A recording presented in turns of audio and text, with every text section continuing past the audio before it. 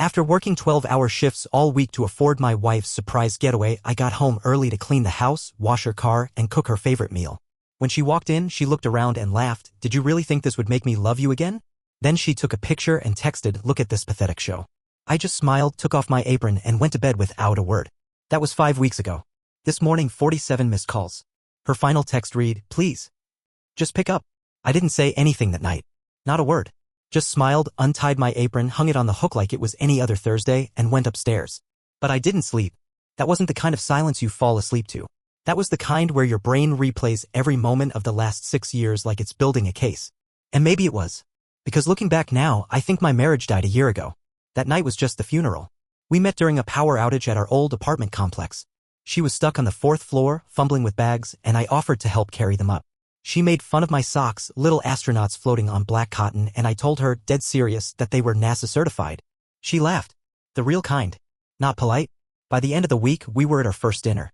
By the end of the year, we were married. Fast, yeah, but it felt solid. Like we skipped the drama phase and fell straight into rhythm. She hated mushrooms. I loved sci-fi. She couldn't stand silence in the car. I always let her pick the playlist. She worked in marketing. I was a mechanic. Hence dirty by 8 a.m., home by 6 unless the shop needed me. She always called me her guy like I was the secret weapon she got to bring home every night. I really thought we were the lucky ones.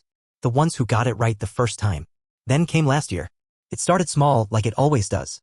Late nights at the office. Conference calls with the door closed. New dresses. That new signature perfume, spicy, too expensive for our budget. She said I was imagining things. That it was just the stress of her company merger. That I should trust her more and sulk less. So I did. I went into overdrive trying to prove I could be enough. Picked up extra shifts to fund the weekend trip she always talked about. Started meal prepping the way she liked, even learned how to make her weird green smoothies that taste like lawn clippings. She posted about those, of course. Husband goals green heart hashtag blessed life hashtag fit couple. But I noticed something. She never tagged me anymore. 3 weeks before that awful night, I saw her phone light up while she was showering. I wasn't snooping. It was just, right there. A message from a contact saved as L. That pic from last night, damn. You always know how to treat me. I sat down on the couch. Didn't move for 10 minutes. Didn't even breathe right. When she came out of the bathroom, towel wrapped, hair dripping, I asked, "Who's L?" She didn't flinch. Just smiled like she was waiting for that moment. "You wouldn't know him.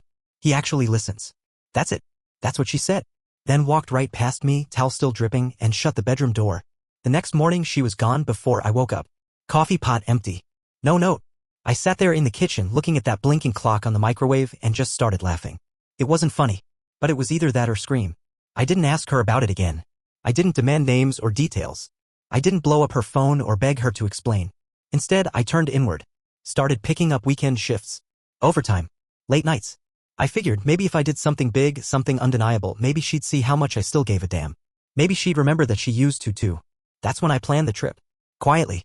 Cashed out a little savings, used points I'd saved for years. A surprise weekend in the mountains. Fireplace. Spa suite. Her favorite wine. I booked it for her birthday. And the day before? I cleaned the entire house. I mean, deep cleaned. Baseboards. Vents. Washed the dog. Reorganized the pantry. I even detailed her car, right down to the cup holders. Then I made her risotto, the one with the lemon zest and pancetta she always used to request after long days. I lit candles. Set the table. Put on soft music. Poured the wine. She walked in, looked around, and laughed. Laughed. Then she pulled out her phone. Took a picture of me standing in the kitchen with the apron on. And sent a text. "Look at this pathetic show." She didn't even try to hide it. Just stared at me with that cold, detached look people get when they've already written the ending. Then she said, "Did you really think this would make me love you again?" I smiled. Took off my apron. Went to bed. I didn't speak to her the next morning. She tried to start a fight, poking at me over coffee. "You're not even going to ask who he is? God, do you even care?" I shrugged. She threw a mug. It shattered on the tile and I just swept it up in silence. She stopped trying after that. We lived like roommates. Cold. Quiet. Calculated. She started staying out later. Stopped pretending. I canceled the trip. Didn't even try to get the refund. Let it burn. She didn't notice. 5 weeks passed like that. Then, this morning. My phone lit up like a Christmas tree. 47 missed calls. 19 voicemails. 31 unread texts. The last one? "Please. Just pick up." So I did. I picked up on the first ring. Her voice cracked like a dam giving out. "He left," she said. He's gone. He said I was too much. I messed it up. I need you. Please. I made a mistake. I didn't say anything. Just breathed. Then she said it. I never thought you'd actually leave me alone. And that's when I knew. She never thought I had the strength to walk away. She thought I was always going to be the guy in the apron cooking for a woman who was already gone. But here's the truth. I don't hate her. Not even close. Hate requires energy. And she doesn't get that from me anymore. She gets silence, distance, and the cold, clean realization that she had everything and laughed in its face. I'm not replying to her texts. I'm not showing up to talk. And I'm not going to be the safety net she thinks she can always fall back into. Because I might have made dinner that night, but she served the final course. And I finally pushed away from the table. Edit 1. Yes, I still have the photo she took of me in the kitchen. No, I haven't deleted it. Not out of pain, out of proof. Proof that I gave everything to someone who thought loyalty was weakness. Edit 2. Some of you asked what happened next. I'm not ghosting. Just taking time. But there is more. A lot more. Her job? Her L? The fallout? I'll post soon. Update 1. I stayed silent for 5 weeks after she humiliated me. This morning, I picked up her call and found out her perfect plan had already imploded. But that wasn't the real twist. The real twist was who called me right after. Let me back up. When I hung up that call with her this morning, I didn't feel triumphant. I didn't feel smug. I didn't feel much of anything, honestly. I felt like I was watching a building collapse from across the street. You ever see that in real life? Not the boom. Not the moment it goes down. The weird stillness after. Dust rising. Sirens off in the distance. People frozen, not sure if they should run or just stand there and stare. That's what it felt like. She wasn't crying for me. She was crying because her backup plan vanished. Turns out Elle was not some charming, flirty coworker. Or a casual bar fling. Elle was Leon, her boss's boss. A regional VP. Married. Kids. The whole cliché package. She'd been sleeping with him for at least 4 months, maybe more. And from what I've pieced together since this morning, she was under the impression he was going to leave his wife soon and make things official. Classic move. But here's where it gets wild. Leon didn't just not leave his wife. He dumped her. Cold. No warning. Blocked her number. Had HR send her a polite but firm, "We're reevaluating your fit within the company culture" email. Because apparently, his wife found out. And his wife is terrifying. How do I know that? Because she's the one who called me. Yep. About 10 minutes after I hung up on my ex, I get this unknown number flashing across my screen. Normally I'd ignore it, but something told me to pick up. The voice on the other end was calm. Composed. Razor sharp. Is this my name? Yes, I said cautiously. This is Melanie. Leon's wife. I swear my stomach dropped straight through the floor. I think, she continued, you and I have some overlapping interests. I was wondering if you'd be willing to meet. Meet? Like, in person? I froze. You don't need to worry, she said. I'm not here to throw drinks or scream in a parking lot. I'm here because I think it's time certain people stopped getting away with wrecking other people's lives. I agreed to coffee tomorrow. Public place. Broad daylight. She sounded like she already had half a spreadsheet on this situation, and honestly, I respected the hell out of it. Anyway, back to the storm. After Leon dropped her, my wife, ex-wife-to-be, technically, but we'll get to that, started spiraling. She didn't lose her job outright, but they relocated her to a different department. Translation, demoted and silenced. Apparently, people in the office were whispering. HR was sniffing around. There was talk of inappropriate conduct and abuse of company hierarchy. And that's just her professional mess. Her personal life? Well, let's just say karma got real petty. A friend of mine, Brian, who works in IT at her company, I hadn't told anyone what happened, but he figured something was off when I moved out, shot me a message last week. He said, "Hey man, you didn't hear it from me, but people are starting to talk." Loudly. He sent me a screenshot. Someone had anonymously posted to an internal Slack channel, one of those casual ones like #company_answer or whatever. It was just a message that read, "Imagine burning down your marriage, your job, and your reputation for a guy who ghosted you faster than an unpaid intern." The reactions? Dozens of emojis. Cry laughs. Popcorn. Even a couple knife emojis. No one said her name. But everyone knew. She became a walking cautionary tale. And through all of that, I said nothing. Not one post. Not one call.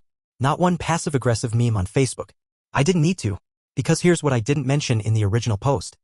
That night, the night she laughed at my little surprise dinner? After I went upstairs, after she sent that pathetic show text, I saw her phone light up again. And this time I did something I hadn't done in our entire marriage. I opened it.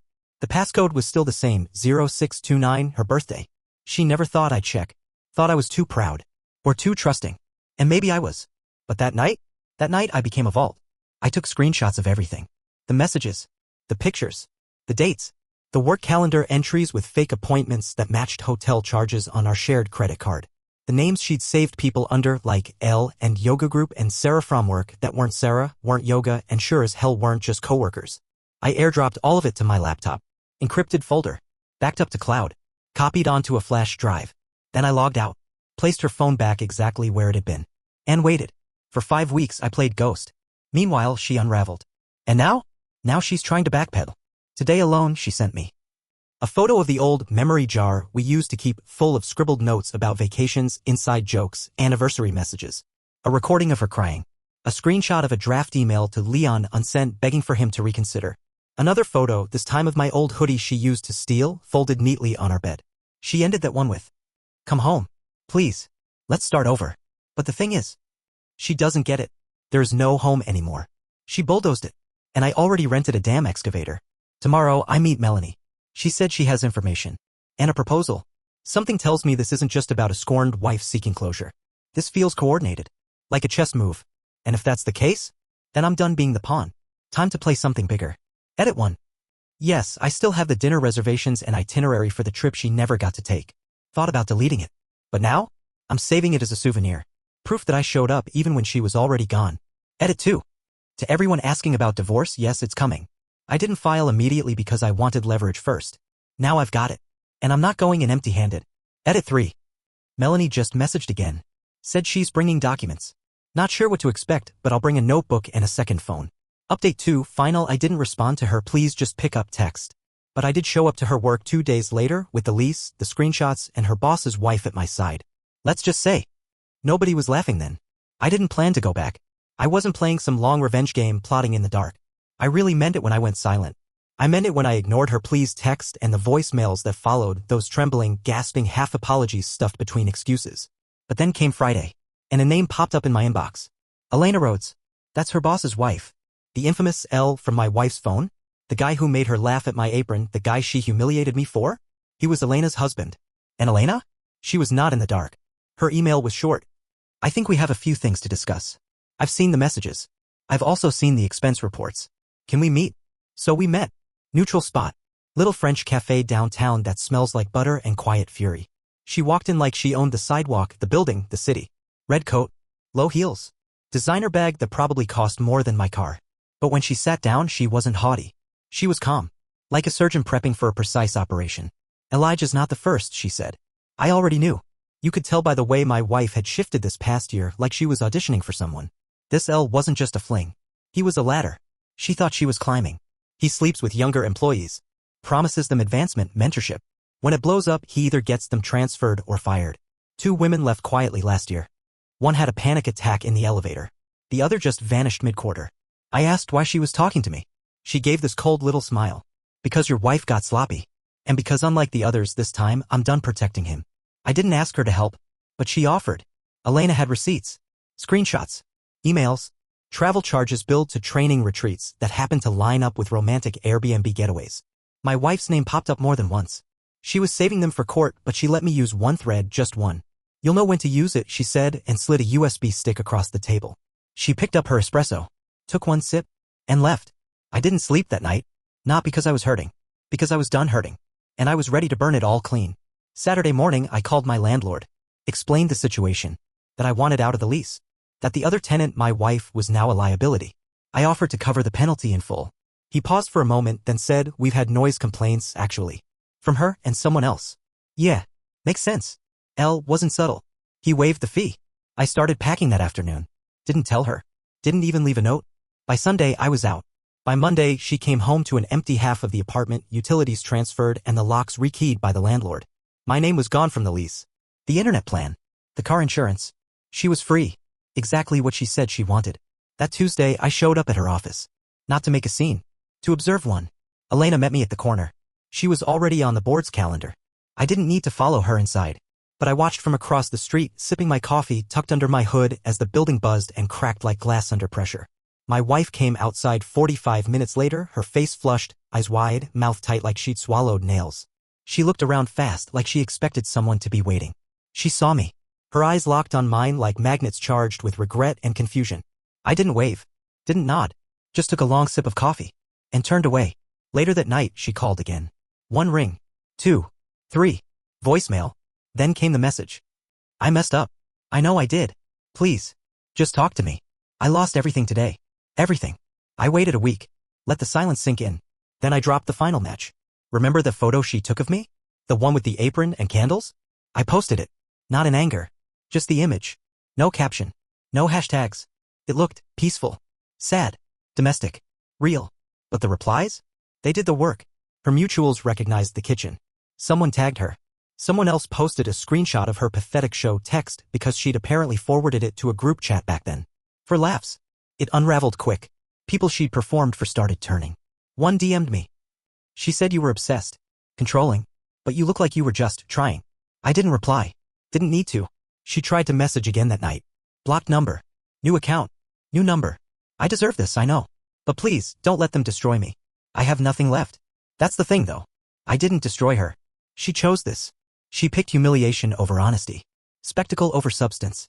A married boss over the man scrubbing baseboards to show her she was still worth loving. As of now, she's on leave from work. That's the pure spin. But Elena told me the investigation's active. HR, legal, external auditors. Her L is likely losing his corner office and half his assets. Me? I'm in a new apartment. Smaller. Quieter. Mine.